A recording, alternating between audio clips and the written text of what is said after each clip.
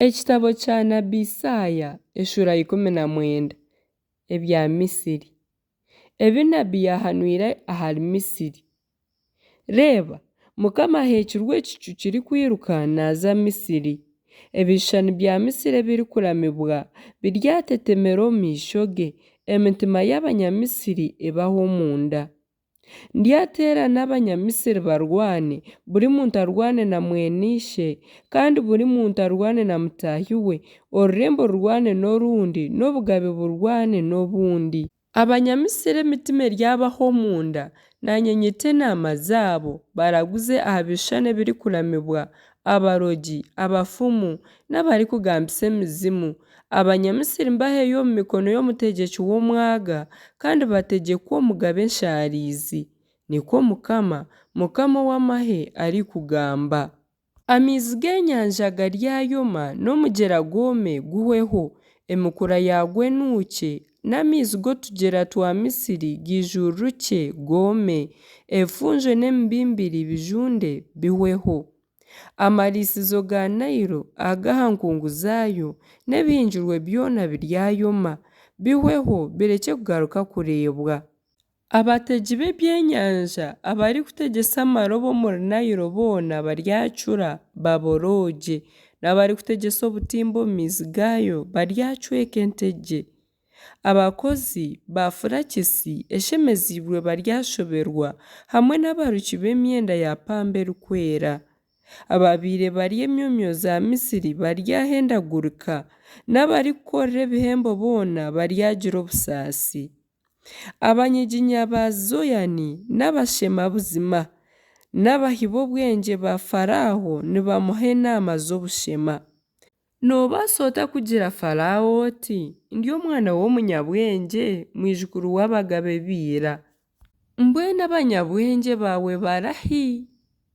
Nibakugambire bakumanyise ki Mukama w'amahe amariire kukora Misiri. Abanyiginya ba Zoyani bahindukire abashema, n'Abanoofu babiihabiihirwe, kandi nibo bahabize Misiri, haza kunu barya emyomyo z'enganda zaayo. Mukama atiire omuri Misiri omwoyo gw'okurabanamu, bagireetere kugwererana omu by'erikukora byona, nk'oku omusinzi agwererana naatanaka. Kandi Misiri terigira murimo gwona ogwakorwa, ogwakukozirwe omutwe nari ekibunu, amataagi g'emikindo nari ekibingo. Ery'izooba Abanyamisiri baryaba nk'abakazi, batetemesibwe obwoba oburikureetwa omukono gwa Mukama w'amahe ogwababangiire. Ensi ya Yuda eryaba erikutiinisa Abanyamisiri. Omuntu weena origigambirwa ryatiina, ahabw'eki Mukama w'amahe amariire kukora ngu abarwanise. Omuri obwo bunaku haryabaho endembe 5 ezirikugamba orurimi rw'Abanyakanani, zikarahira Mukama w'amahe. Rumwe ahari ezo ruryayetwa orurembo rw'okwerekyerera.